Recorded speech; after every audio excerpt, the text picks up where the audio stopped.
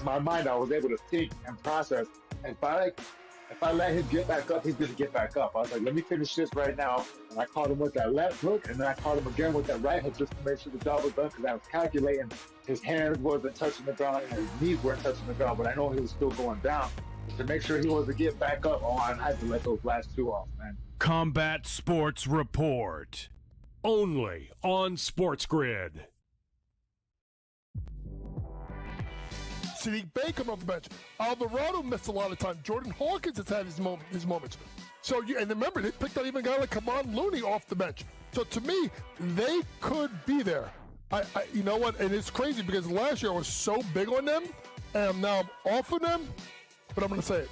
Fly Pelican. 7-1. Fly Pelican. Fly Pelican fly. 7-1. What's it?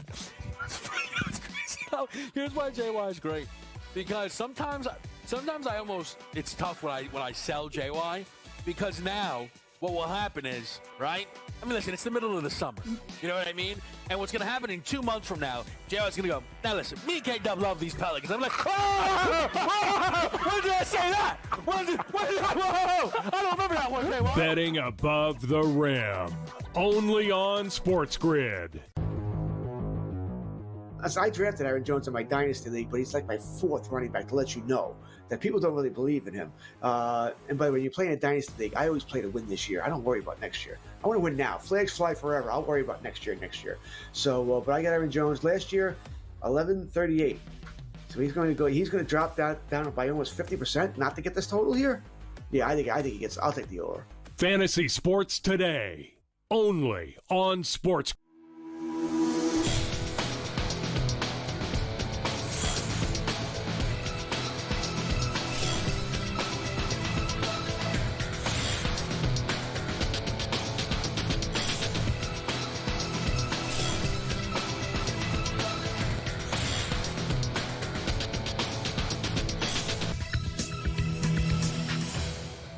Good afternoon. Welcome to NewsWire here on SportsGrid at our brand new time, noon Eastern, every single day. Thanks for tuning into the show. We've got an hour and a half extended time here with you to go over the latest news, notes, information, the world of sports betting, and take you into the lunch hour every single day. Excited to do that with you. Thanks for joining us, being along for the ride.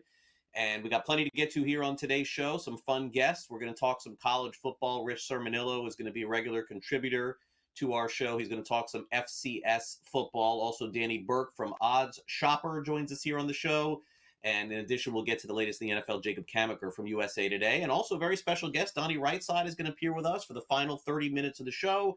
For those of you maybe just tuning in for the first time with our new time today, we are on every single day, Monday through Friday, noon to 1:30 Eastern time. So that's the new time here on the show. And by the way, you can go to sportsgrid.com and go to all the schedules and learn more about all of our programming, exactly when we're going to be on, because I want to make sure that you're still loyal viewers and listeners of the show as well. All right, let's get to the latest here in the National Football League, and this is a side story here, very tragic story. Sad stories, by the way, on this edition of NewsWire. I hate to do these, but got to do it.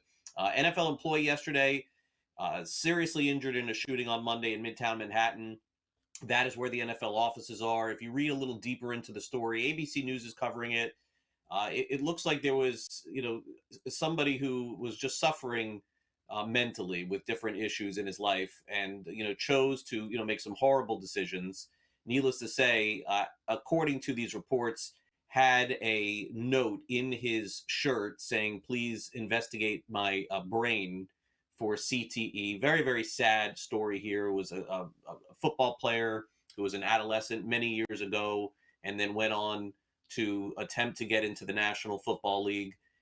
Needless to say, just a horrible story there, but it just shows you how difficult it is with these people who have CTE, but thoughts and prayers certainly with anyone involved in that issue. All right, now the big story in sports did pertain to sports betting yesterday. The Major League Baseball trade deadline is coming up, and one name that was really heavily discussed was Emmanuel Clase. If you're unfamiliar, he's the closer on the Cleveland Guardians, and he's now the second player to be put on administrative leave while they investigate some allegations of sports wagering claims. Now, we don't know anything else except for Clase is on leave for approximately a month. He's known as one of the best closers in baseball. and is also making a lot of money. It's kind of hard to believe that he would be involved in something like this, but who am I to judge or even determine innocent or guilty? Let's let Major League Baseball do their investigation. Luis Ortiz, another pitcher on Cleveland, has been on administrative leave while they look into this as well. And the Guardians right now can't trade this player. That's for sure while they look into this. Also, a man has been sentenced to prison for stalking Caitlin Clark. It's a 55-year-old Texas man. And after 18 months in prison, he's pled guilty. He's from Denton, Texas. The name is Michael Lewis. And he was following Caitlin Clark around and allegedly sending threats and sexual stuff too. I mean, just, bad things in general never are going to come always going to come out of this. So he's going to be going to prison for a long time. All right, now let's get to some good news here. National Football League, we've got a contract extension for Cortland Sutton of the Denver Broncos. A couple of years ago, they thought Sutton may not be a wide receiver one in the NFL. Boy, Bo Nix changed that. 4 years, $92 million for Sutton. And so he latches on with Denver for the next several years. A lot of that money, by the way, guaranteed as well. All right, we got Cleveland Browns quarterback shuffle. How many years in a row have we said that? Forever, basically. Kenny Pickett got hurt in practice. Joe Flacco is taking reps as QB1, but we knew that. But that also could secure Shedeur Sanders and Dillon Gabriel on the opening roster if Pickett is out a long period of time. Third-round draft pick Bernard Raymond has agreed to a 4-year, $100 million extension. He is a very important piece to the Colts offensive line. He's their left tackle. He gets 4 years and $100 million. For those of you who watched the Major League Baseball Hall of Fame ceremony on Sunday, you may have noticed that they mentioned Ryne Sandberg, Hall of Famer, at the beginning and did a little mini tribute to him. He was obviously very ill. If you had not known that he was struggling with cancer, he did pass away yesterday. Very sad story. One of the great Cubs of all time and Hall of Famer as well. Craig Counsell, Cubs manager, after the game, talked about addressing the team on the loss of Rhino. Well, let's talk about Rhino. I just addressed the team and told them the news that of Rhino's passing, and we're saddened of the loss of a great man. We were lucky as a group this year to have Rhino in spring training. And it was an honor to be around, a man, battling for his life, but wanting to come to the baseball park and spend his day with us. And I know it meant a lot to everybody in there, and, we're grateful that he was, willing to spend that time with us when things weren't going great for him. So it's a sad day for the Chicago Cubs. And he was a great Cub, and I'm grateful that we got a chance to get to know him this spring. On the field, the Milwaukee Brewers did beat the Cubs yesterday, 8-4 the final, and the Brewers back to taking sole possession of the National League Central. Meanwhile, the Mets played the Padres yesterday. Mets kind of felt like they got off to a good start. It did not end well. The Padres rallied down 5-1, and they walk off New York 7-6. It's been those sort of battles that have put San Diego square in the playoff picture. Here's Mike Schilt about those battles after the game. It's on display almost every night. It's on display at the end of the road trip this last 10 days. And then come back home, and it's so nice to be home. I mean, this ballpark was electric tonight. This place is special. So kudos to the Friar Faithful, and the support that we get, that clearly helps a little bit too, but no doubt. But this team's got hardened champions, and they turn it up. They don't give in, and that's what competitors do. Give nothing away, and regardless of circumstances. And tonight down, and it was a blow. The Grand Slam was a blow, and sometimes you punch, and sometimes you get punched. But what do you do when you get you punch back? That's what you do, and that's what this club does. And Rise, a big 2-run homer. Todd to be able to get on, and but then boom, right back at him. Manny, Bogey, Jackson, Bryce. Here we go again. Diaz. So it's a team full of guys that have a big heart, a lot of talent, and desire to win. It's a great combination. Yeah. Dodgers seem to be picking up some steam as they head toward August. We've got Yoshinobu Yamamoto yesterday dominating on the mound, 7 innings, 1 run. LA beat Cincinnati, final score of 5. Shohei Ohtani did have a 2-run double in this game. Here's manager Dave Roberts on Yamamoto's start. Well, Dave, just Yoshinobu, how impressive was he today? He was fantastic. It seemed like, I think he had all of his pitches working tonight. It seemed like he did a much better job getting ahead of hitters. Whether that situational inning with a couple of strikeouts early, but he seemed like he got better as the game went on, which is a good sign. And we needed 7 innings and, just overall outstanding. Dalton was saying that after the first inning, they kind of had to change the game plan. When we talk about just him evolving as a play caller, how have you seen him do just that? Dalton's been great. I think that, he's always going to be frustrated with his hitting, but I really believe that his fingers, the receiving, his relationship with the pitchers is continuing to build and get stronger. And I just thought he sequenced and was able to kind of, pivot a little bit, like you mentioned with the game plan, and just kind of reading and reacting from what the hitters are telling you. And that's something that, typically young catchers just don't have that ability. Let's shoot over to the American League. The Yankees do not have a great game yesterday. Neither do the A's. Mariners beat the A's 3-1. Yankees bats go cold yesterday. Tampa Bay wins that game 4-2. Twins walk off the Red Sox. They had a 90-minute delay. Needless to say, Boston needs every win that they could get. And how about the Orioles? 4 home runs, 16 hits. Blue Jays are tough to beat, but they found a way, 11-4. Danny Burke joins us from Odd Shopper next. Don't go away.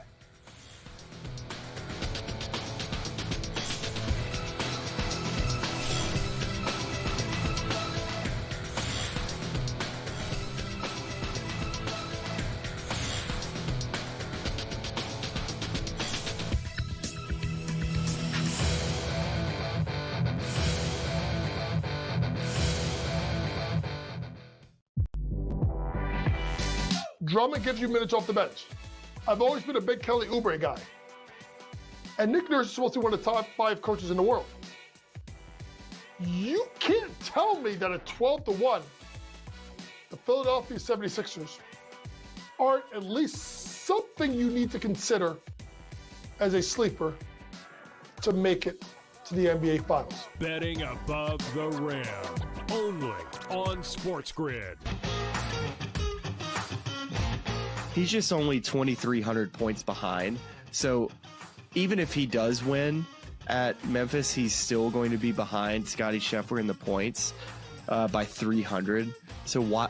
I mean, I want Scottie Scheffler to show up in Memphis, but does he need to? If Rory's not showing up and the third place guy, even if he wins, isn't going to pass him?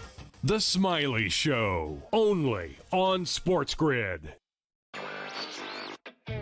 One big problem for NBC, too many on-air cooks for the coverage, particularly on the weekends. Having 4 on-air teams separate time, divide the time, was really outrageous. You had Mike Tirico and his partner. You had Dan Hicks, NBC Sports' lead golf commentator, and his partner. You had Steve Sams from Golf Channel and his partner. And you had Terry Gann, who, by the way, if you don't know, is going to become an NBA play-by-play voice. NewsWire, only on SportsGrid. Talk to any player. Hey, used to get 18 sacks, got 7 last year. Maybe it's a defensive scheme. I don't like it at the end of the season. Oh, he's got to earn his trust back. No, he doesn't. Just show up at camp the next year and start to dominate once again, and everybody will forget. You're telling me in game number 1, the Miami Dolphins going deep, Tyreek Hill, 6 catches, 144 yards and 2 touchdowns. Oh, man, we're still working in process. No, you're not. The minute you get back on the field, dap it up, get after it, and have a good season. The Early Line, only on SportsGrid.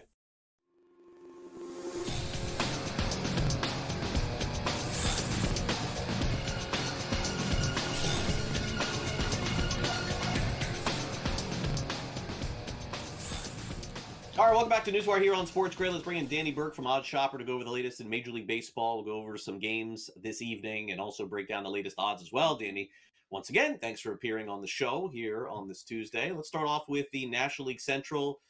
Brewers had a tough time with the Marlins over the weekend, but they seem to be settling back in. They beat the Chicago Cubs yesterday, and it does seem to me, Danny, that we're in a fight for the finish here before we get to tonight's game. You see the odds. It's kind of Milwaukee winning now, back to a coin flip here where the Cubs are slight favorites with Milwaukee being right there plus 110.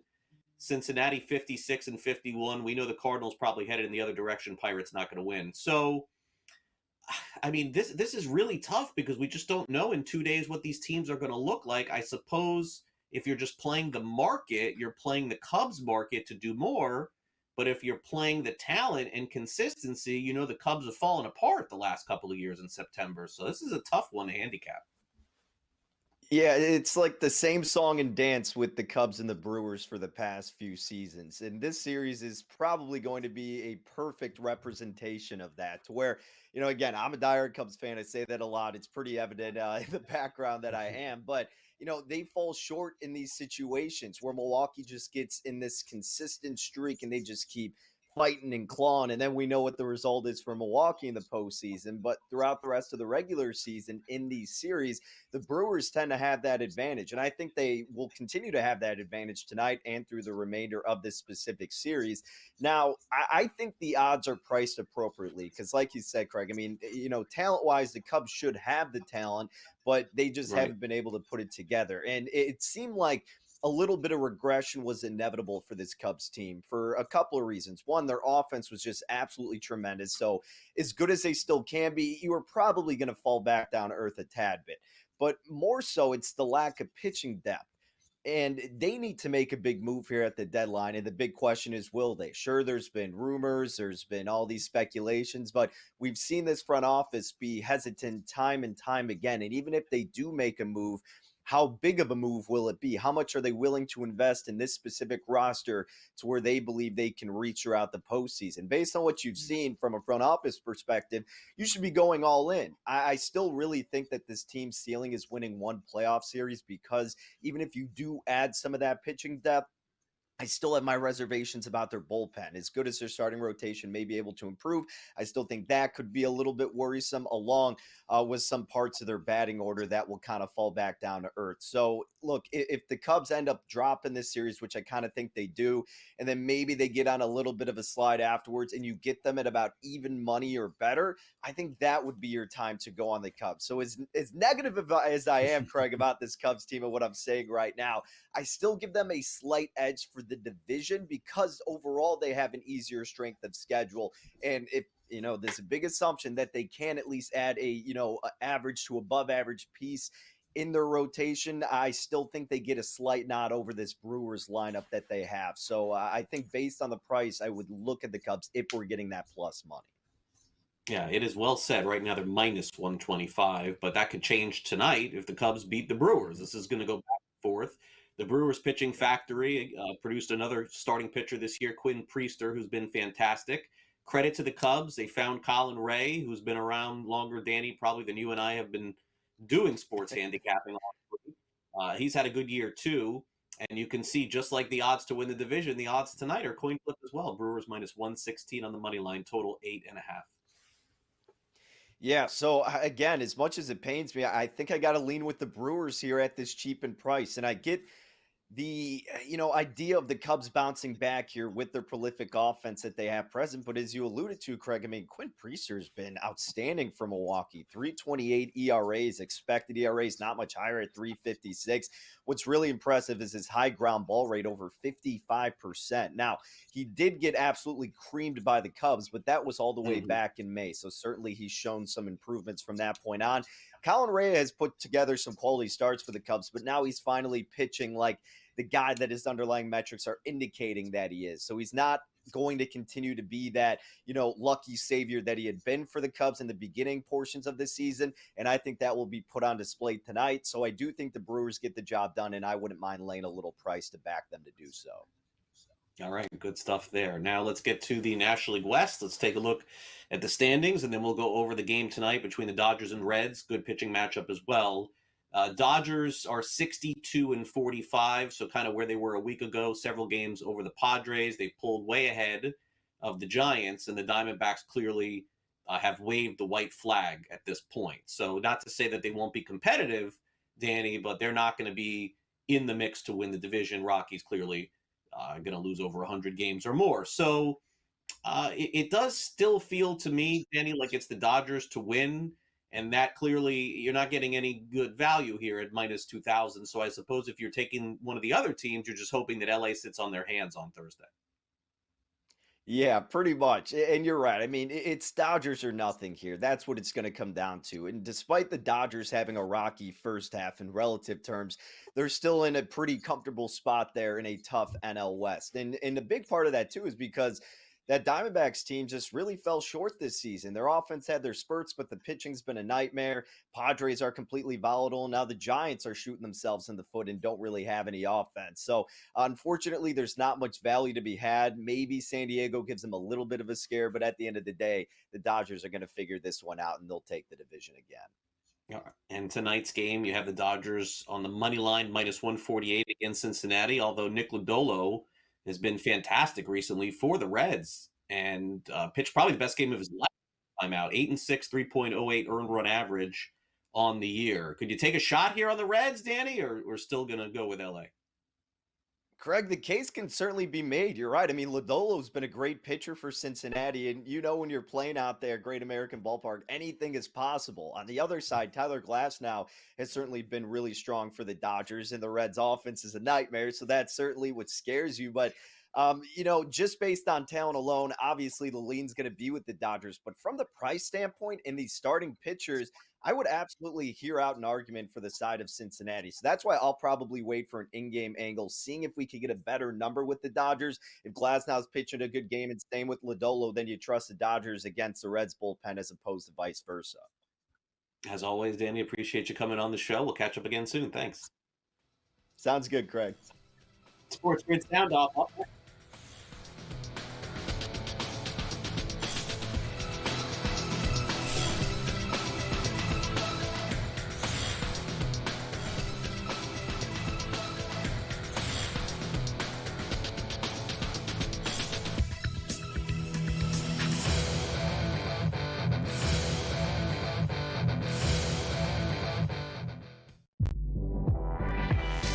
Drummond gives you minutes off the bench.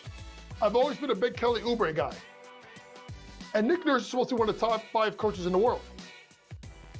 You can't tell me that at 12-1, the Philadelphia 76ers aren't at least something you need to consider as a sleeper to make it to the NBA Finals. Betting above the rim, only on SportsGrid. He's just only 2,300 points behind. So even if he does win at Memphis, he's still going to be behind Scottie Scheffler in the points by 300. So why? I mean, I want Scottie Scheffler to show up in Memphis, but does he need to? If Rory's not showing up and the third place guy, even if he wins, isn't going to pass him? The Smiley Show, only on SportsGrid. One big problem for NBC, too many on-air cooks for the coverage, particularly on the weekends. Having 4 on-air teams separate time, divide the time, was really outrageous. You had Mike Tirico and his partner. You had Dan Hicks, NBC Sports' lead golf commentator, and his partner. You had Steve Sands from Golf Channel and his partner. And you had Terry Gann, who, by the way, if you don't know, is going to become an NBA play-by-play voice. NewsWire, only on SportsGrid. Talk to any player. Hey, used to get 18 sacks, got 7 last year. Maybe it's a defensive scheme I don't like it at the end of the season. Oh, he's got to earn his trust back. No, he doesn't.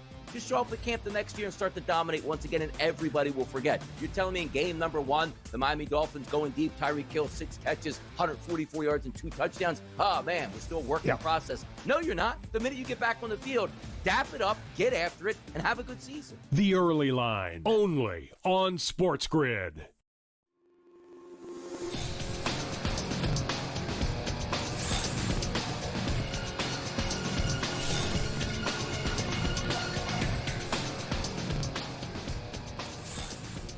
Welcome back to Newswire here on SportsGrid. National Football League training camps going on across the country. We got preseason beginning on Thursday night. We're going to be joined by Jacob Camenker coming up to talk about the latest in Cleveland. But before we do that, let's hear from some NFL head coaches. That would include Matt LaFleur, John Harbaugh, and Nick Sirianni in this edition of the SportsGrid Sound Off.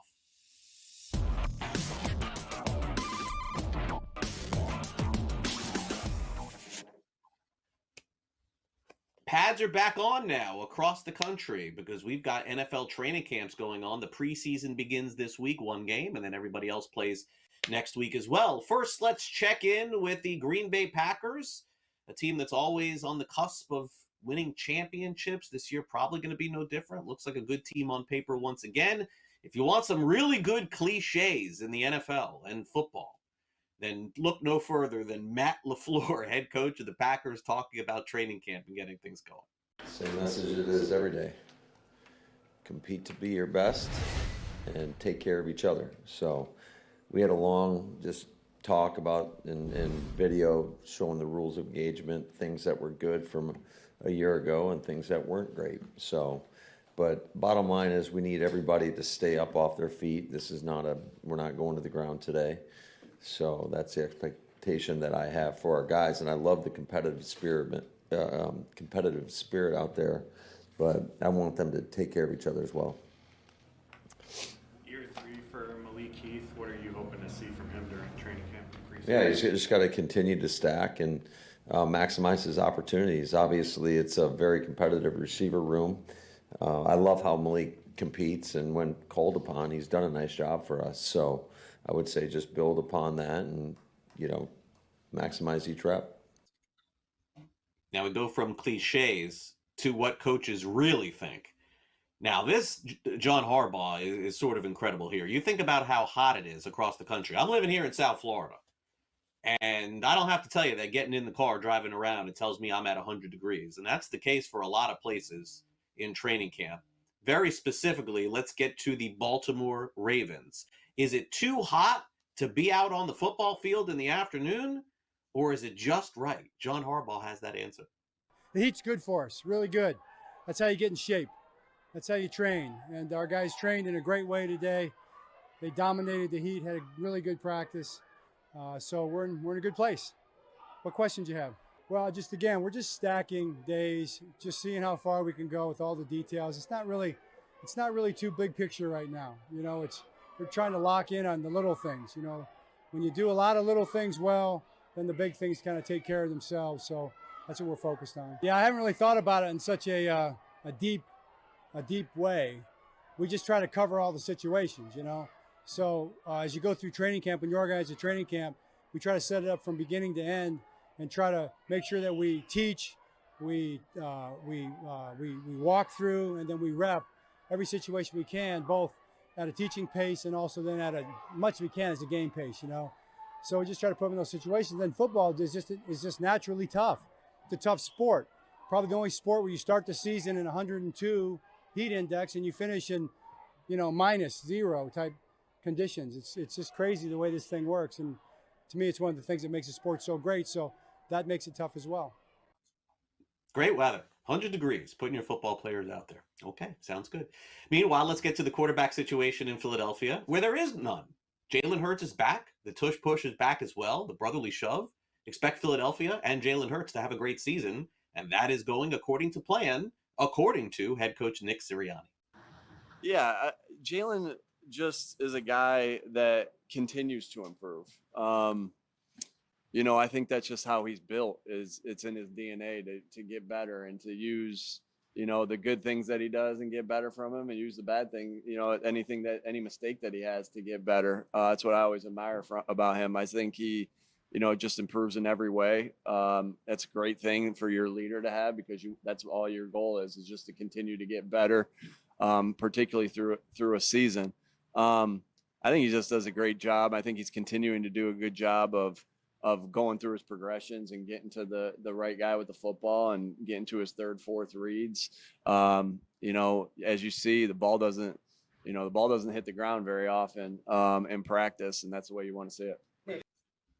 Now let's take a quick time out here on the show. Coming up next, more NFL talk with Jacob Camenker, our regular contributor from USA Today, talking about training camp. Is this latest injury to the Cleveland Browns quarterback room a big one, or simply put, open up more time for someone else? We'll have that and talk Ravens football as well. You're watching NewsWire on Sports. Jacob Camenker up next.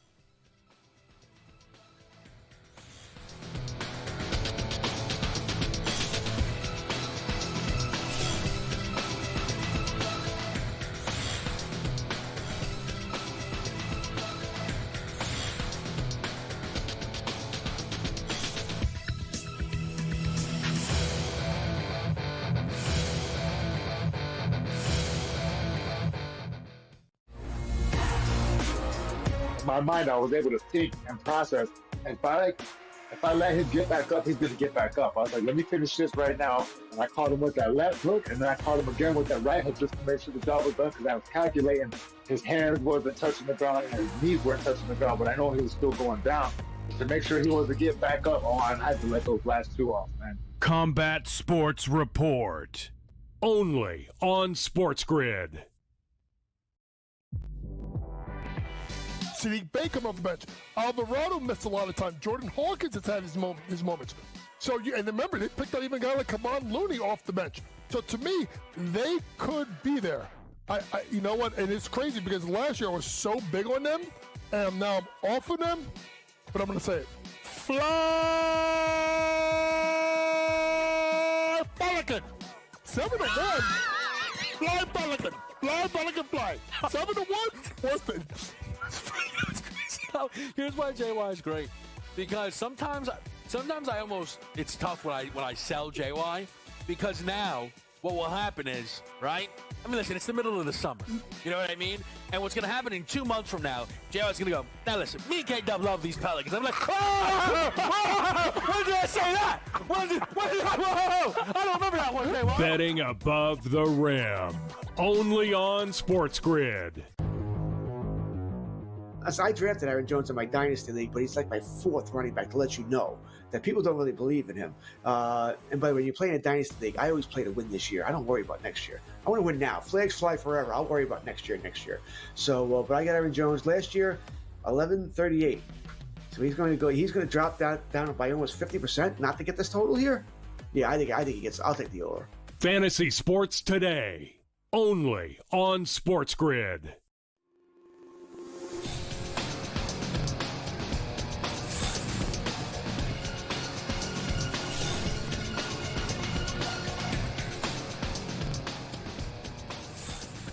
Jacob Camenker is with us from USA Today as the NFL preseason is just a couple of days away. Training camp is in full swing. We got some news and injuries and the latest to go over. Let's bring in Jacob. Jacob, great to have you back once again here on a weekly basis here on NewsWire. Appreciate it. So let's get off to what I would say is a disappointing training camp start.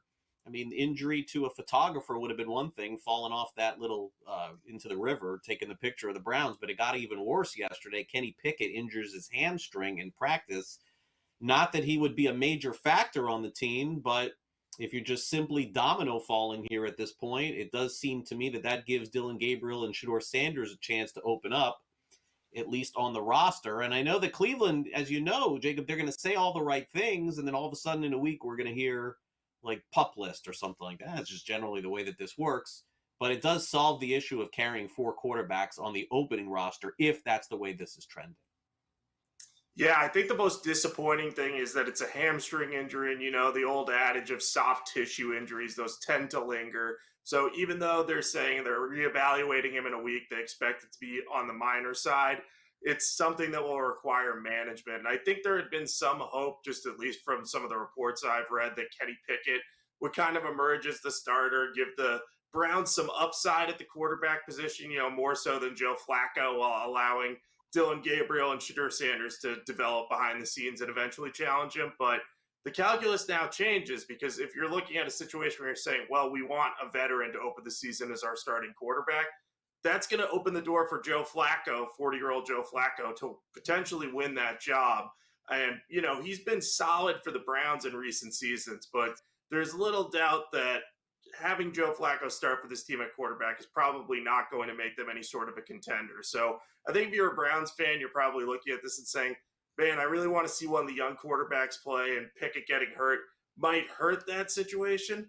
I guess the one bright side is if it does turn into a longer-term injury, like you mentioned, they can kind of stash him on IR and keep Dillon Gabriel and Shedeur Sanders, and then buy a little extra time to evaluate quarterback. But disappointing nonetheless. It'll be interesting to see how this plays out. This remains the most wide-open quarterback competition in the league.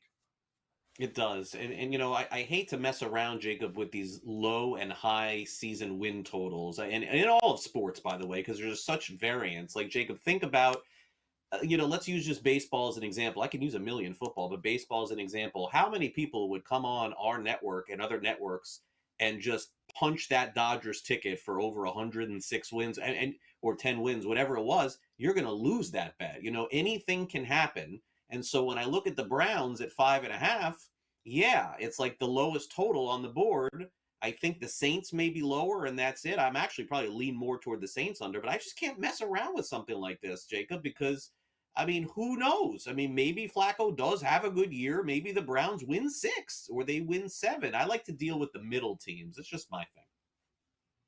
I agree with you there. Any of these low-end win totals, all it takes is one hot streak during the season to kind of put that in jeopardy, or, if they really exceed expectations early in the season, you can lose that very quickly.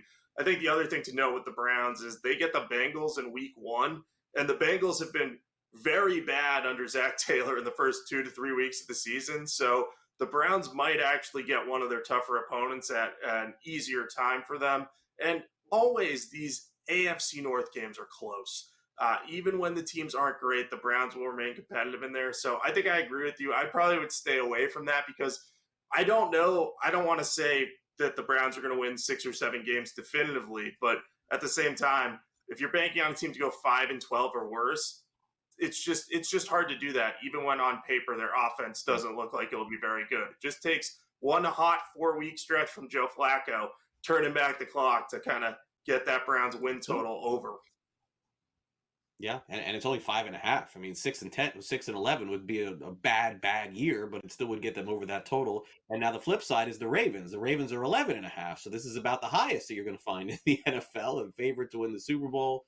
The bottom line is there's only one question to ask, and that is this the year? I feel like, Jacob, this is the first time we've asked that, though, of the Ravens. Like, we're asking now, are you going to do it now? In the past, it was kind of like, maybe the Ravens will get there. Maybe they'll come close. But this is now pressure time. Like, I feel like anything outside of getting to the Super Bowl may be a bust for them. I agree with you. And I think if you look at last year, they sort of went into the playoffs, and a lot of people were saying, with the way this offense is playing, with the way Lamar Jackson is playing, they could win the AFC. I think even in my pre-playoff predictions over at USA Today, I think I had them making the Super Bowl a switch up from what I had in the preseason when I had the Chiefs making it, just because I was looking at Lamar Jackson and Derrick Henry and how hard it is to contain that duo. And then you add in a very high-quality defense to that and a good coaching staff led by John Harbaugh. And you say to yourself, man, this Ravens team kind of has everything they need to make that deep postseason run, especially as their receiver talent gets better with Zay Flowers. I know they added DeAndre Hopkins. We'll see if he has anything left in the tank. But I think you look at this team, they could 100% end up being the number 1 seed in the AFC. I think the Bills, the Chiefs, the Bengals might all be in that mix. But this Ravens team is explosive. Lamar Jackson's been very efficient as a quarterback under Todd Monken. He's one of the best dual-threat quarterbacks in the league, along with Josh Allen. Those are the 1-2 at the position right now, no matter how you slice it. Patrick Mahomes also great. He just doesn't have the same high-end mobility as these guys. So if you look at those 3 teams, they're all going to be very competitive in the AFC, but I could definitely see the Ravens emerging as the team to beat this year. It just feels like things are getting there, the momentum's building, and it's just a matter of whether they can get over the hump, which is something that teams like the Bills haven't yet been able to do. Yeah, I was going to say that would apply to Buffalo as well. It's not even the question that we're asking here. We're looking at the division. We know that that Buffalo is very heavily favored to win the division as much as any team in the NFL in the East. Jacob, the Patriots are higher than the Dolphins. I still can't get over this. Like, I must be missing something completely. How far the Dolphins have fallen in terms of interest, and then the Jets are going to go through it a little bit, I think, this year. Does that look right to you, though? Yeah, I think that those odds reflect the order that I think the division will finish. I think that, I don't want to say the wheels are going to fall off for the Dolphins this year, but I think they're going to take a step back because we're seeing Tyreek Hill get a little bit older. We're seeing Tua Tagovailoa struggle to stay healthy. So there's a lot going on with this team that could kind of hit bumps in the road if you're the Dolphins. And their offensive line, losing Teron Armstead, I think is going to be a big deal for them. When you have an injury-prone quarterback and you lose your top left tackle, that can get a little bit dicey. So I think the Dolphins, on paper, should take a step back, while the Patriots, they should take a step forward because that offensive line is significantly better than it was last year. And you add Stephon Diggs to that receiving core, you're actually giving Drake May some help. So hypothetically, the Patriots take a step forward. What does a step forward look like for them? Is it getting to 7, 8 wins, or is it getting to that 9, 10 win range where you might be in the wild card race? I think they're probably going to be around 8 and 9 if I had to guess, but that might be good enough for second place in that division because, like I said, I think the Dolphins take a step back, and I don't know that the Jets are going to be taking a big step forward. Aaron Glenn's going to reset the culture there, but I'd be shocked if the Bills don't win the division. If they don't, there's probably some significant injury issues that would derail them there. Yeah, I would agree. And look, I'm on board with the Miami narrative that's going on. I get that. I guess what I'm just not on board is the jump that everyone thinks that New England is going to make. I understand there's better coaching there, and the quarterback got better, and the offensive line got better. But to me, I don't know. I look at the 7.5 win total, Jacob, and I'm like, 7 wins, 10 losses to me seems like a jump enough for them this year. Again, that's just me. I don't think New England's going to be as good as some of the projections are. Yeah, I don't think you're necessarily wrong about that. I think people are getting hyped up about these additions, but make no mistake, there is still plenty of holes on this roster, especially the receiver depth. That needs to kind of pan out before they can take that step towards being a playoff team. So I think 7 or 8 wins is about right. Thanks, Jacob, for coming on. We'll see you next week. Sounds good. Take care, Craig. Keith Stewart up next. FedEx Cup on.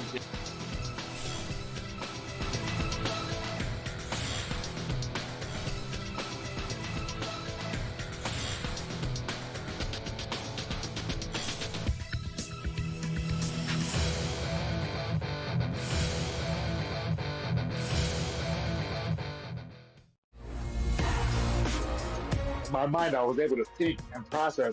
And if I let him get back up, he's going to get back up. I was like, let me finish this right now. And I caught him with that left hook, and then I caught him again with that right hook just to make sure the job was done because I was calculating his hands wasn't touching the ground and his knees weren't touching the ground, but I know he was still going down.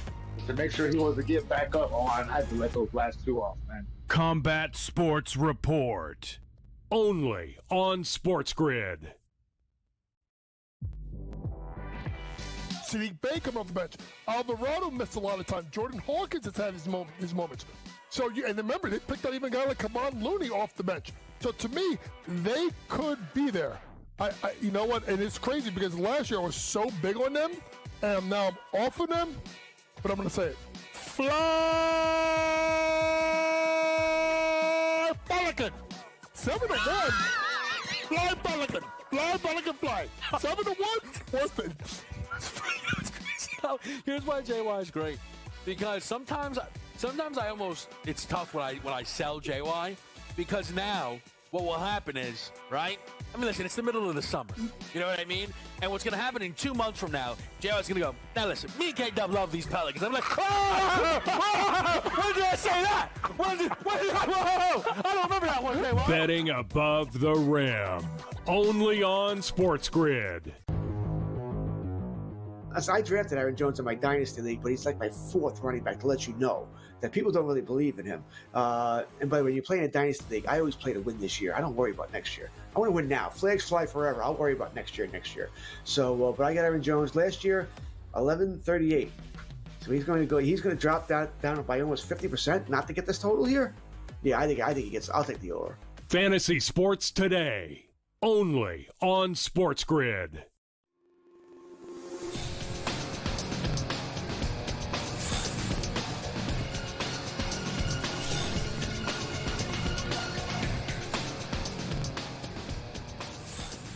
All right, welcome back to NewsWire. PGA Tour, of course, coming to the end of the line here, and let's get to the very latest FedEx Cup standings on the line as well. Speaking of which, Keith Stewart is here with us to preview the Wyndham Championship. Keith, thanks for coming on the show.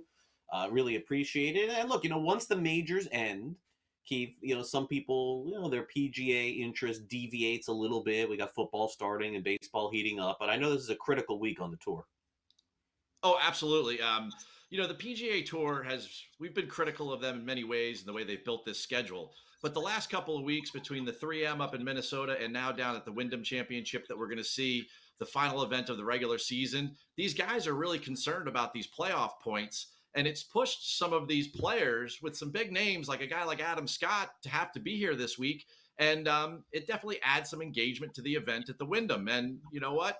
There was a lot of times where a lot of people weren't watching the Wyndham looking for the top 125 cutoff, and the playoffs were all kind of set and everything. But now it actually means something. And, kudos to the PGA Tour for creating something that entertains us. Yeah, definitely so. And even though the big names are not participating, most of them in this tournament this week at the Wyndham, as you mentioned, a lot on the line. But in a tournament like this, anything goes. And as you can see, Keith, the odds are telling us that could be the case. You got a player potentially trying to defend his championship, who's one of the favorites at 25-1, and Aaron Ray. We got Fitzpatrick, who of course has had a nice year. Ben Griffin, who's had a fantastic year. Keegan Bradley, Robert McIntyre, and others involved in this, but naturally none of the very big names participating. So what do you make of the field? And then we'll get to the course. Well, so much of this has to do with the storylines that are very current in the pop culture of golf right now. First and foremost, the top 70 get into the playoffs. So anybody that's, higher than 65 and beyond, and right there in the early 70s, I mean, these guys, they have to make the cut on Friday, and then they have to play well through the weekend. There's a lot of drama to play out there. Then there's the Ryder Cup consideration. Look at a lot of the guys that are on the top of that list: Keegan Bradley, Ben Griffin, Matt Fitzpatrick. All these guys need great weeks. We've seen what Chris Gotterup's been up to over the last couple of weeks, trying to stake his claim. They're getting themselves prepared for the playoffs and beyond, but these guys need to make runs in order to solidify those positions. For Beth Page, so that just adds another layer to this onion. You know what I mean? And when the whole thing unfolds this weekend down in Wyndham, we're going to have soft conditions. It's going to be very, very easy to score for these guys. The average winning score there over the last decade is about 20 under par. Vegas set the over-under number for the final score at 20.5. We expect birdies. We expect wall-to-wall Bermuda grass. And the guys that are good in the Southeast are going to stand out, Craig. Yeah, I think that's really the key there with that. Now, as far as the FedEx Cup, Scotty Scheffler is the current favorite. That should be no surprise with his odds at plus 215. I'll just run them down for you real quick. Rory is plus 550, Fleetwood 14-1, Xander 15-1 as well. But we've seen this thing go sideways in the past. I mean, I don't, look, sideways and Scotty Scheffler are not two words that we should probably ever put together. But, anything can happen down the stretch. Craig, I think it's really important to note that the PGA Tour has abandoned the starting strokes for the Tour Championship. So if you're one of those top 70 guys that gets in and gets hot, and we've seen this year after year, and you're kind of alluding to it there, the guys win multiple playoff events and go on a run and win this FedEx Cup. Whoever gets in to the Tour Championship at East Lake, those top 30 guys, if you win that week, you win the FedEx Cup. You get all the cash, you get all the accolades, you get everything you need, right? So, yes, Scotty is the prohibitive favorite, but this thing is a lot more wide open than it has been in the past couple of years when we've had those starting strokes. And I think we have three really interesting ball striking venues. I mean, the first one, we're very familiar with TPC Southwind there in Memphis, where they have the St. Jude. But then the next week, the BMW loves to rotate. Last year we were in Denver. This year we're in Maryland at Caves Valley. That's that famous Cantlay DeChambeau about 10 years ago playoff that was absolutely spectacular. And then, of course, we go back to Atlanta and the redone East Lake. I mean, there's a lot to play for. I would be very hard-pressed to bet anything about the end of the FedEx Cup going in right now. Yeah, no, I think so. And by the way, when you look back before we, I want to have a little fun with you here at the end, but before we do that, when you look back at all of the majors this season, and I know we still have some time to go here, does it feel like Scotty Scheffler was the dominant story of the season? I mean, JJ Spawn's shot to me, he will live forever. There were some really great moments on the tour this year, but was it simply Scotty winning as much as he did? Is that really the story at the end? Well, we all have a recency bias. What Rory McIlroy did at Augusta was career-changing. It was life-changing. We saw his emotional outpouring on the 18th green. Let's not forget that storyline, but Scotty's going to be the player of the year. He's got 2 majors. He's got a bunch of wins. He's probably going to win again. He's probably, well, you just said it, he's the favorite to win the FedEx Cup. So at this point, Scotty, and I've said this a couple times on the grid, where Scotty's at that point now where he's getting past Rory and Brooks as like the best of his generation. He's moving towards that Phil status of like, can I get to like 40, 50 wins? Can I get to like 6 or 7 majors? And I think we're all excited to see what he can do from here. But it's tough to say he's not the story of the year for 2025. Yeah, and definitely a little self-deprecating too, as we saw in Happy Gilmore too, Keith. I mean that was, and ending the movie basically coming back. I don't want to ruin the movie here. I actually just did here a little bit, but spoiler alert for anyone that hasn't seen Happy Gilmore 2. Keith and I are going to talk about it here a little bit. I thought it was extremely well done. I thought it was fun. My son, who really just doesn't love movies, was locked in and watching because he does love golf. And there's people critical of this movie. I'm not sure how. I thought it was exactly what I wanted to see going in, and I thought it was really fun in the end. Craig, you and I are in lockstep then on this. I mean, there's three things that really stuck out to me. Number one is that the players had personalities. I mean, I'm out there on the tour 20 plus weeks a year, 24 weeks a year, and I see these guys in the press room, and they don't really have a lot to say that's all that engaging. And I get that. They're under the microscope. But in this movie, they really put themselves out there. And I think a lot of that had to do with the fact that Adam Sandler, we're really leading the charge, getting, some of these superstars and the cameos that are in this. I won't give any of them away, but man, they're absolutely spectacular. That scene at the Tour Championship dinner is unbelievable. And then, of course, them mocking the current state of golf, to me, really just showed why it wasn't really a sequel. It just stands out as something that was a great piece of pop culture. I couldn't recommend to people, especially if they love golf, to go see it. Yeah, and Scotty Scheffler fans will enjoy too. Keith, thanks again for coming on Newswire. I really appreciate it. Craig, anytime. I always love to talk golf. You know that. We'll take a quick break and hit on some college football with Rich Manillo next.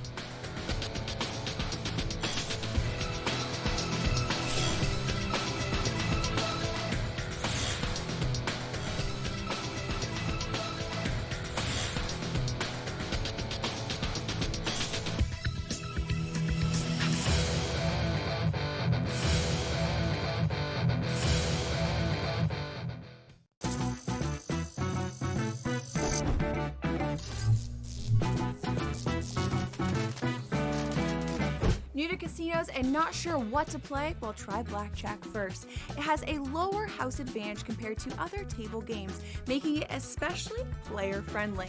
Now, go get lucky. See you in Las Vegas. Let's get lucky. Y'all know where I'm going. And yeah, you can call it Nick bias all you want. I'm taking the Knicks to come out of the East. I look at this New York team and think that Mike Brown is an upgrade over Tom Thibodeau. You may disagree. I don't care. I look at the fact of getting Yabusele and Clarkson off the bench is going to make the Knicks more dangerous. Betting above the rim, only on SportsGrid. Tiger used to really annoy me because all he did was win, and I was like, gosh, I just want to see some drama. I want to see Phil challenge him. I want to see some magic down the stretch and have Tiger pull it out in miracle-like fashion, like Rory just did at the Masters, when something is really compelling like that. Scotty sucks the drama right out of the golf tournament as well. He just doesn't do it with all the panache. Game time decisions, only on SportsGrid. He was already doing the dusting of the spot of where this one was going to go after Augusta this year. And the players, he's had this insane start to the year. We won 3 times. Surely Scotty Scheffler isn't going to have a resume by July that's going to be way better. It's just, there's no way. But here we are. It's Scotty Scheffler with 2 majors on the year. The Smiley Show, only on SportsGrid.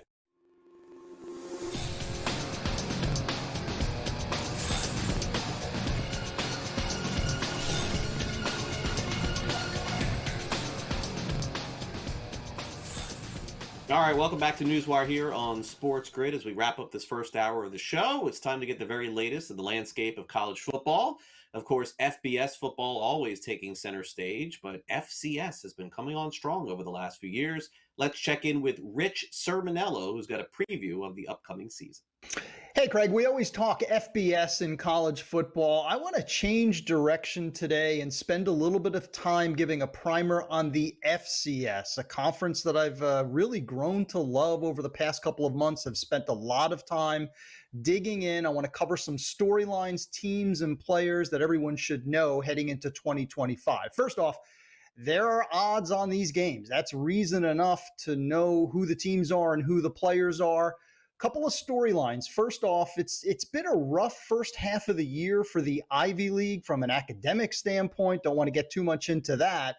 But there is reason to celebrate when it comes to sports, because the first time ever, the winner of the Ivy League will participate in the FCS playoffs. So the Ancient Eight will be in the playoffs once we get to December. That's exciting news. My favorite for the conference is Harvard. Big fan of their quarterback, Jaden Craig. I think he's got a shot to play in the NFL someday. Just year 2 for him and year 2 for their head coach, Andrew Orich. So I think Harvard wins the league. Dartmouth and Yale in the mix as well. My sleeper out of the Ivy is the Penn Quakers. Now, number 2, one of the conferences we don't normally talk about is the MEAC. Small conference, 6 teams. Yeah, they've been in transition for a while, but I think you'd want to pay attention to the MEAC this year because of some new coaches. Norfolk State goes out and hires Michael Vick. Never been a head coach before. He now leads the Spartans, and he's got a quarterback that I think is worth watching, Israel Carter, South Florida transfer. I think he can flourish under Vick. And then after Vick was hired, Delaware State goes out and gets one of Vick's former Philadelphia Eagles teammates, Deshaun Jackson, now the head coach at Delaware State. Those 2 coaches will face off at the Link, of all places, October the 30th. Now, let's talk a little bit about some teams, the favorites. It's usually the Great Plains region of the country, no different right now. 12 of the last 14 champions have either been North Dakota State or South Dakota State. Those are favorites as well, but I want to quickly point out a couple of teams worth watching. West Coast, Sacramento State, 40 D1 transfers. New head coach is a rising star by the name of Brennan Marion. And if you remember, Craig, the name Jaden Rashada began his career in Florida, went to Arizona State, then Georgia. He is now the Sac State quarterback. And East Coast, how about the Monmouth Hawks? Not far from our SportsGrid headquarters in Holmdel. Anyone from SportsGrid should be checking out Monmouth this year. 39 points per game last year, number 2 in the FCS. This year, everyone is back, including their All-American quarterback, Derek Robertson. So Monmouth, a team to watch this year. Next week, we'll go back to the FBS, start previewing the Power 4 conferences, beginning with the Atlantic Coast Conference. Thanks, Rich. We'll check back with Rich next week. Of course, college football less than a month away at this point from the first game, and we have it all for you each and every weekend exclusively here on SportsGrid. That includes Week 0. Don't forget, Bill Bender from Sporting News will be on our show this week. We'll start going through some of the odds and the games for Week 0 of college football's 2025 season. Also, one game in Major League Baseball currently underway. We've got the Baltimore Orioles taking on the Toronto Blue Jays. They're in the bottom of the first inning, and the Orioles lead right now 1-0. Charlie Morton, who's been the subject of a lot of different trade discussions because, of course, he's on an expiring contract, did make the start for the Orioles. So needless to say, 1-0 in that game. Orioles lead today. Also, want to make sure you download the SportsGrid app. Don't forget, we've got it right now available for both iOS and Android. News, notes, information, and our brand new schedule out there as well. Make sure you download it right now. It's available again for both iOS and Android. And you can download the app right now and get streaming our content 24 hours a day, 7 days a week. It is the SportsGrid app, and it is available right now. Coming up next, we've got Donnie Rightside joining us here on the show in hour number 2. We'll go over the latest in Major League Baseball. Some controversy, of course, surrounding the game, as always. A little bit of a scuffle, it seemed like, a verbal one, going on in Philadelphia when the commissioner of Major League Baseball ended up visiting the Phillies. So we'll get to that, and also talk about the trade deadline, which is coming up in 2 days from now on Thursday. You're watching NewsWire on SportsGrid, and our extended version of the show continues next. So make sure you stay on the grid with you here until 1:30 Eastern today. Donnie from the early line joins us next right after this quick timeout. Don't go away.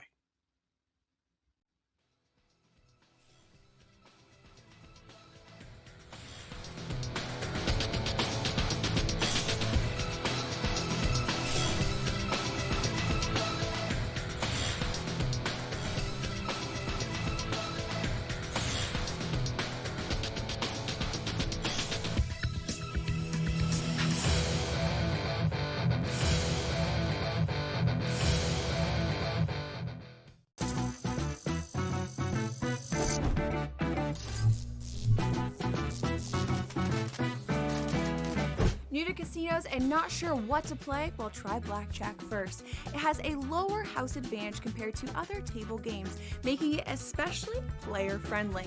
Now, go get lucky. See you in Las Vegas. Let's get lucky. Y'all know where I'm going. And yeah, you can call it Knicks bias all you want. I'm taking the Knicks to come out of the East. I look at this New York team and think that Mike Brown is an upgrade over Tom Thibodeau. You may disagree. I don't care. I look at the fact of getting Yabusele and Clarkson off the bench is going to make the Knicks more dangerous. Betting above the rim, only on SportsGrid. Tiger used to really annoy me because all he did was win, and I was like, gosh, I just want to see some drama. I want to see Phil challenge him. I want to see some magic down the stretch and have Tiger pull it out in miracle-like fashion, like Rory just did at the Masters. You know, when something is really compelling like that. Scotty sucks the drama right out of the golf tournament as well. He just doesn't do it with all the panache. Game time decisions, only on SportsGrid. He was already doing the dusting of the spot of where this one was going to go after Augusta this year. And the players, you know, he's had this insane start to the year. We won 3 times. Surely Scotty Scheffler isn't going to have a resume by July that's going to be way better. It's just, there's no way. But here we are. It's Scotty Scheffler with 2 majors on the year. The Smiley Show, only on SportsGrid.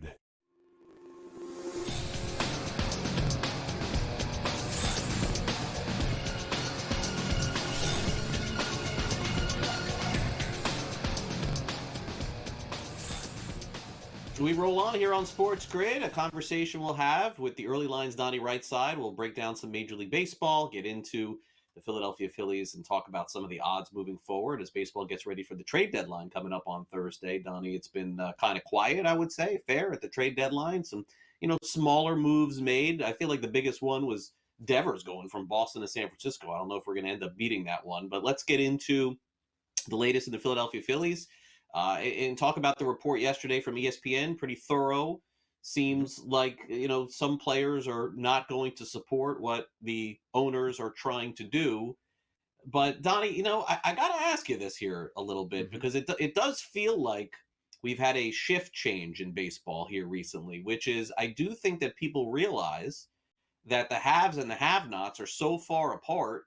And the salary cap system seems to be working in the NFL and the NBA. Generally, all the support is for the players.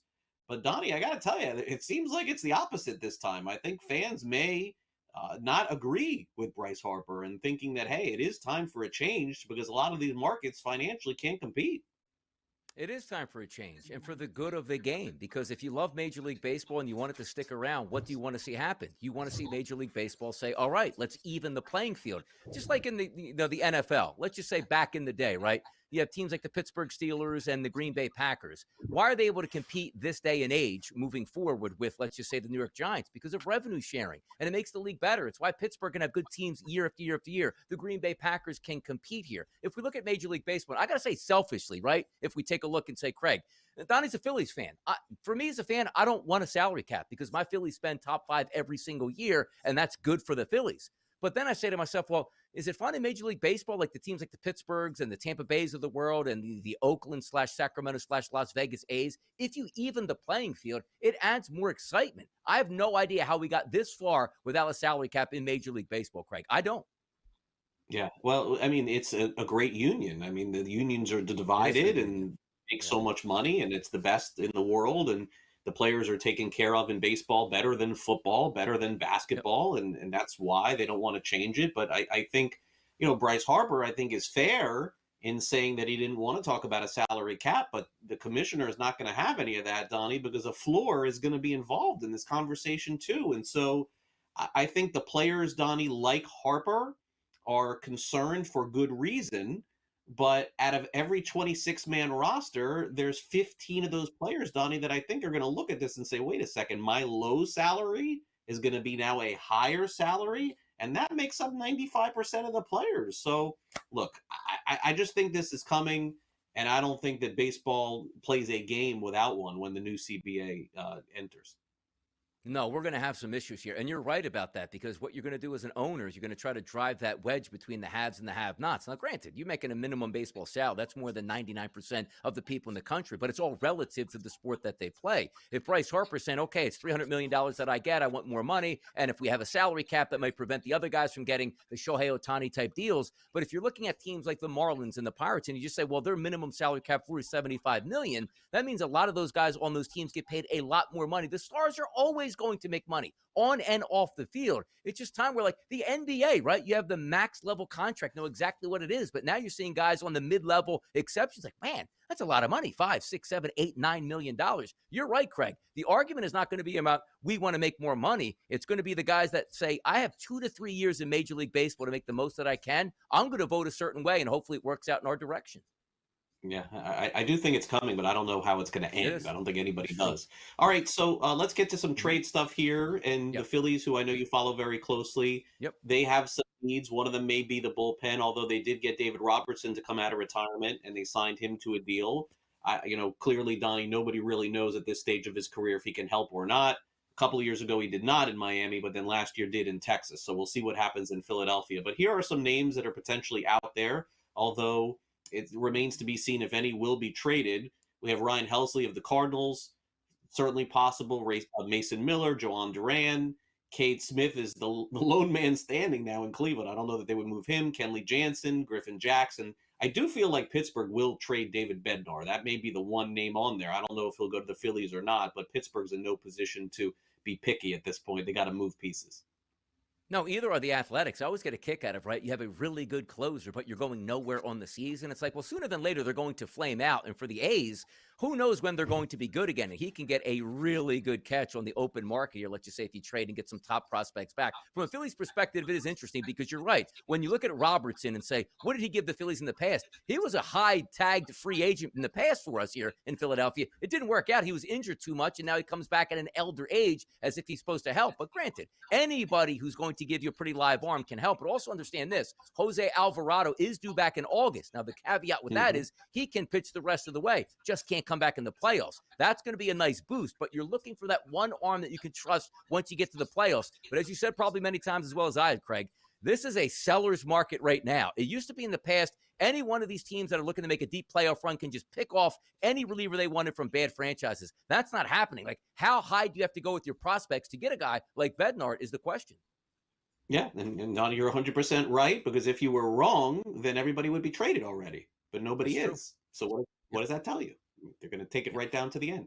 All right, so Mets and Phillies feel like, real quick, a coin flip here to the end. You would, look, your fandom could tell you Philly, but, this is a guess to see what's going to happen. And by the way, if you're betting on this sort of stuff, given that the odds are even right here, just have your phone ready for a clip on FanDuel and DraftKings when the trade deadline comes here, because beyond that, I couldn't tell you who's going to win this division. It's too close to call. No, and we've been doing this for the past 3 to 4 weeks. Every time I open up the early line and we go over the standings, I understand this. The Phillies are 2 games in the lead. In 4 days, we might have the Mets in the lead. It's going to continue that all summer long. I do give a slight edge as it is right now, though, Craig, to the Philadelphia Phillies, just because of the starting lineup here with the pitchers, Aaron Nola coming back. I think that's enough to win it out. But if you would tell me the Phillies would be up 5 games in mid-September, I'd say, okay, it makes sense. If you tell me the Mets are up 5 games in September, that would make sense as well. I can see this going right down to the final week of the season, and maybe dating back about 15 years. Remember the Mets had like a 7-game lead with like 10 or 12 days to go and folded up shop? Maybe we get one of those exciting finishes here in the NL East. I think both of these teams, Craig, do make the playoffs, but you're right. Coin flip it right now between the Mets and the Phillies.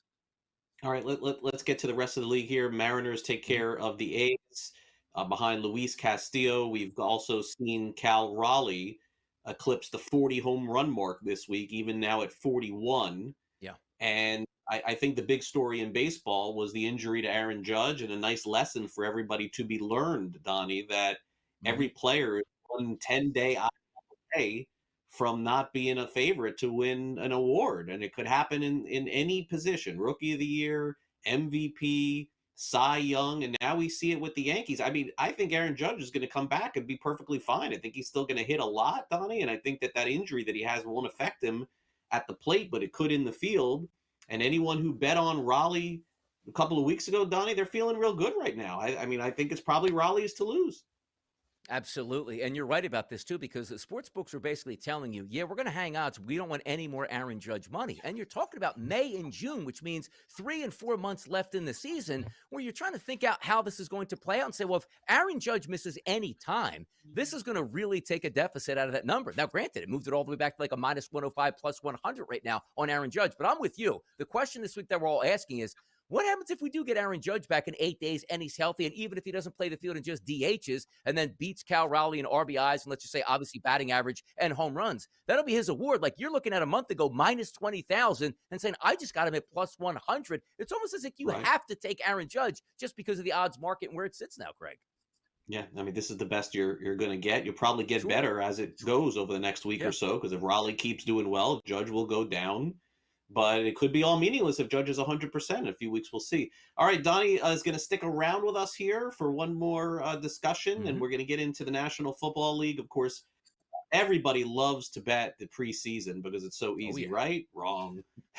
We got a game coming up here on Thursday night, and we'll break that down for you as best we can, and then we'll get into some Super Bowl odds as well. You're watching NewsWire on SportsGrid.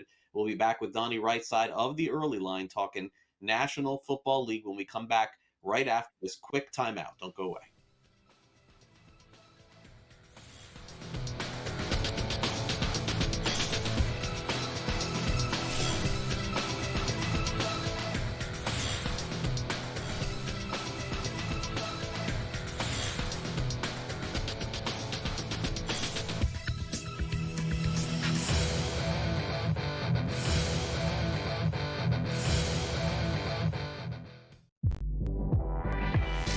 Drummond gives you minutes off the bench. I've always been a big Kelly Oubre guy. And Nick Nurse is supposed to be one of the top 5 coaches in the world. You can't tell me that at 12-1, the Philadelphia 76ers aren't at least something you need to consider as a sleeper to make it to the NBA Finals. Betting above the rim, only on SportsGrid. He's just only 2,300 points behind. So even if he does win at Memphis, he's still going to be behind Scottie Scheffler in the points by 300. So why? I mean, I want Scottie Scheffler to show up in Memphis, but does he need to? If Rory's not showing up and the third place guy, even if he wins, isn't going to pass him? The Smiley Show, only on SportsGrid. One big problem for NBC, too many on-air cooks for the coverage, particularly on the weekends. Having 4 on-air teams separate time, divide the time, was really outrageous. You had Mike Tirico and his partner. You had Dan Hicks, NBC Sports' lead golf commentator, and his partner. You had Steve Sands from Golf Channel and his partner. And you had Terry Gann, who, by the way, if you don't know, is going to become an NBA play-by-play voice. NewsWire, only on SportsGrid. Talk to any player. Hey, used to get 18 sacks, got 7 last year. Maybe it's a defensive scheme I don't like it at the end of the season. Oh, he's got to earn his trust back. No, he doesn't. Just show up at camp the next year and start to dominate once again, and everybody will forget. You're telling me in game number 1, the Miami Dolphins going deep, Tyreek Hill, 6 catches, 144 yards and 2 touchdowns. Oh, man, we're still working the process. No, you're not. The minute you get back on the field, dap it up, get after it, and have a good season. The Early Line, only on SportsGrid.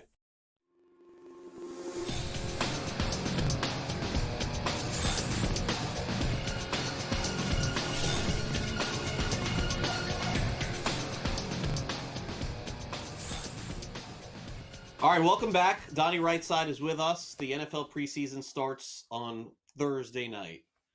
Donnie, it's a rite of passage here when folks see the NFL back. They want to start betting on it, and they can't wait until September. Look, I've heard so many different pieces of advice and narratives over the NFL preseason. I don't know that I necessarily believe one. I mean, I guess the one that does seem real is the Ravens winning all those games. But beyond that, like, is there even any approach? Like, I've heard like selling tickets for the bad teams sometimes works. Like, for maybe, I guess that goes for the Saints and Browns. But to me, it's just like wait till the beginning of the season. Although NFL jerseys and footballs being thrown around gets people excited. It does get people inside. I'm the same way every single year, Craig, because I look forward to the first preseason game, and it comes months in advance. You know it's coming. It's going to be this week. It's Thursday. It's going to be in July. We're all excited. I turn that football game on, Craig, and within the first 5 plays, I go, this is what I waited for, and turn it off when does September start to begin. It's just fun to see the uniforms out there again, but the product is so bad, and the angles that you play typically are what? Which coach really cares in the preseason? Which coach doesn't at this point? You try to read the tea leaves through X and Twitter and social media of who's going to be playing their starters longer. But good luck to you in the first preseason game of the year, which is an extra one of who's going to be out there, how long, and if anybody even cares that they're in Canton, Ohio. It's always tough, Craig. Lions Chargers is the game, and the total is 32 and a half. 32 and a half. And believe it or not, you're going to get some totals that resemble this too in the preseason. Very low totals as well. The Lions are going to be the better team during the regular season. Their total for the regular season, Donnie, is 10 and a half. And they're one of the NFC favorites clearly to get to the Super Bowl. I still feel that they're on the ascent. I know they lost their offensive coordinator this offseason, but I just don't think that'll make much of an impact on it. I still think it'll be a really good team.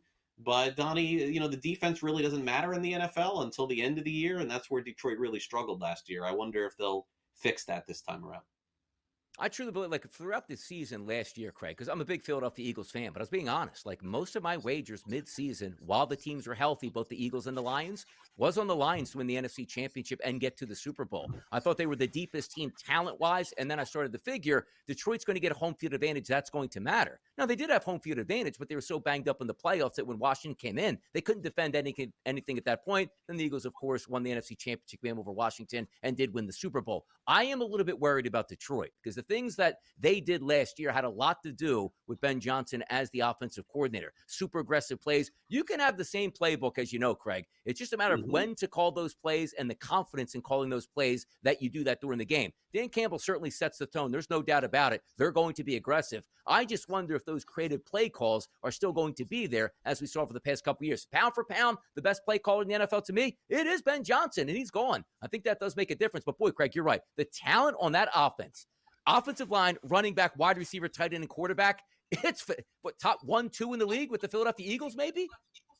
Yeah, it's got to be. Their offensive line is great. Yeah. And I guess the question is, what did the other coordinators learn from Ben Johnson while he was there?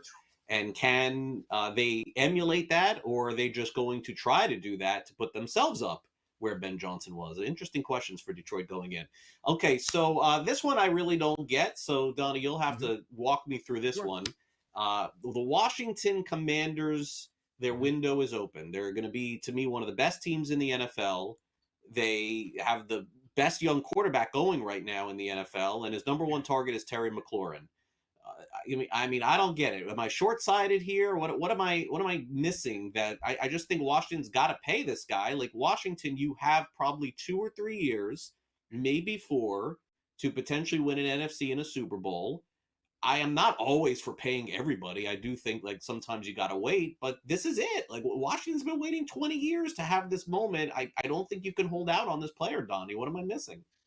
You're not missing anything. I like to equate it here to, Craig, credit card time, right? You get a little bit down, I don't have the dollars in my pocket, but I think I can make this work over the next year or 2 and keep my bills paid. That's exactly what Washington should be doing. Worry about 4 or 5 years down the line, 4 or 5 years down the line. You just had a rookie quarterback last year absolutely light the league up and get to the NFC Championship game. And we're not talking about a malcontent who's coming off a major knee surgery. You're talking about Terry McLaurin, a 2-time Pro Bowler that's easily a 1,000-yard wide receiver the minute you drop him back into that game. And if he's your key receiver, why would you mess up the apple cart and say all those good vibes last year? We're going to make the one guy who never has any problems or issues and always shows up on time to be that guy. You're going to pick that, again, you're right. 35 million, 40 million. Certainly you're not going to do that, but there has to be some common middle ground that they can make happen. I'm surprised it went this long because when you do have the rookie quarterback on the rookie contract, this is the time where you spend money on everybody else but the quarterback. That's why you do it.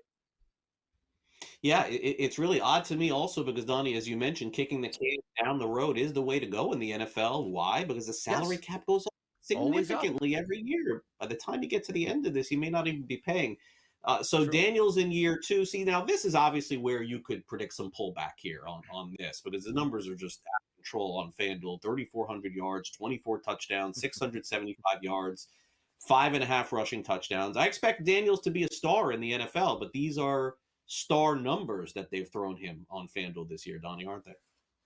Yeah, you sometimes get a little bit nervous, too, because he was so good last year, almost like, C.J. Stroud. Oh, we'll take the ascension next year. They'll knock off the Chiefs and be a better quarterback than Patrick Mahomes. Defensive coordinators are very smart creatures here in the offseason. They're going to understand what he did well last year, what he didn't do so last year, and sort of attack that. But for me, sometimes you get nervous where not the true pocket passer. And it doesn't mean you're going to get injured. Lamar Jackson's played a lot of great football and been healthy for the majority of his career. But we've seen injuries with Lamar Jackson.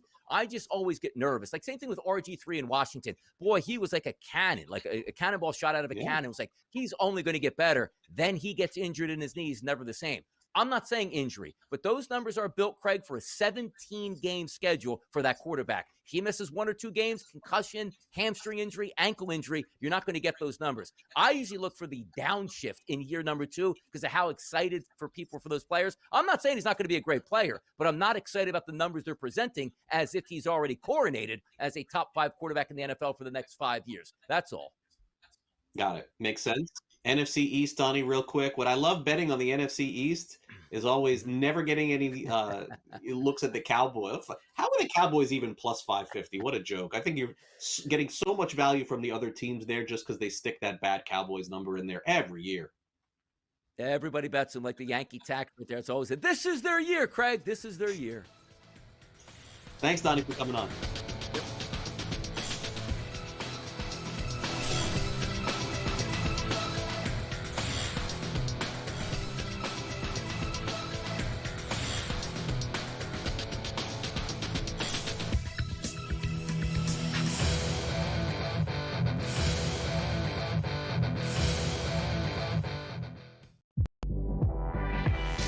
Drummond gives you minutes off the bench.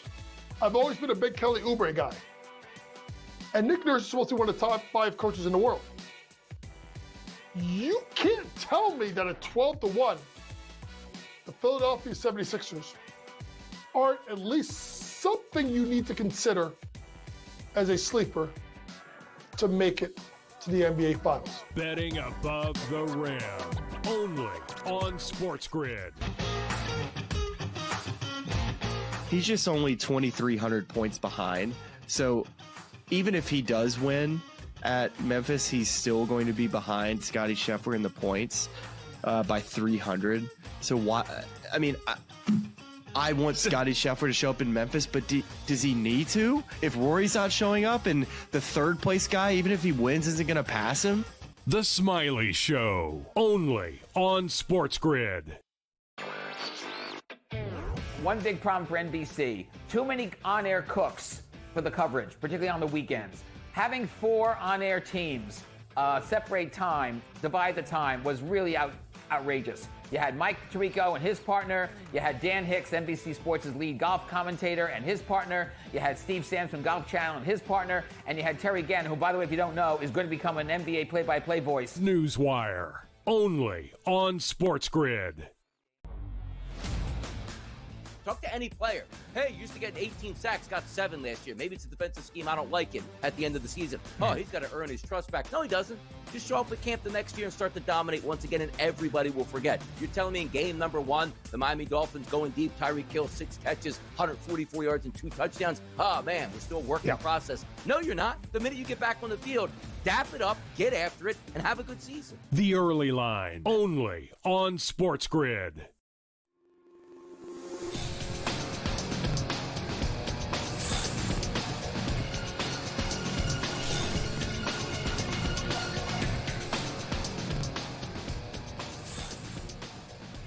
All right, some afternoon baseball. The Orioles currently leading the Toronto Blue Jays in game 1 of their doubleheader. Charlie Morton may be making his last start as a member of the Baltimore Orioles. He has a 2-0 lead as they play here coming up on the 2nd or 3rd inning. All right, we wrap up the show with some best shape of your life stuff. You've heard that in the NFL. We'll get to that. Also a bad look for a softball coach at the youth level. And Hulk Hogan honors still coming in.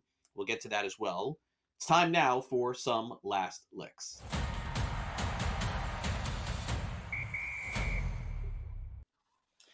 Very often this time of year in sports, during training camps or preseasons or things of that nature, you're going to hear players and coaches say that they're in the best shape of their life. You hear it over and over again. It's not a surprise when you hear it, but sometimes you also get comparisons, like when coaches compare players to other players or maybe even other athletes in sports. But a very rare and unusual one was made by the head coach of the Denver Broncos. His name is Sean Payton. Payton compared Dre Greenlaw, who you've known for many years playing on the San Francisco 49ers, to a boxer. And that boxer's name is Mike Tyson. Yes, that's right. Sean Payton says that Dre Greenlaw reminds him of a Mike Tyson on the football field.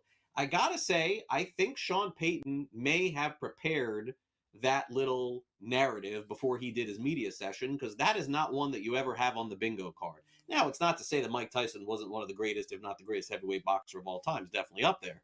But don't know about the boxing to football comparison. Greenlaw's a great player, and he's proven to be with Pro Bowl after Pro Bowl. But is this guy going to be punching other players on the field? I don't think so. Either way, pretty fun comparison to discuss as Greenlaw, no doubt about that, looking for a very big year with the Denver Broncos. All right, youth sports usually makes the end of our show here because I'm heavily entrenched in that, right? So the other day on national television, I don't know if you caught this, there was a Little League softball game, one of like these championships being shown.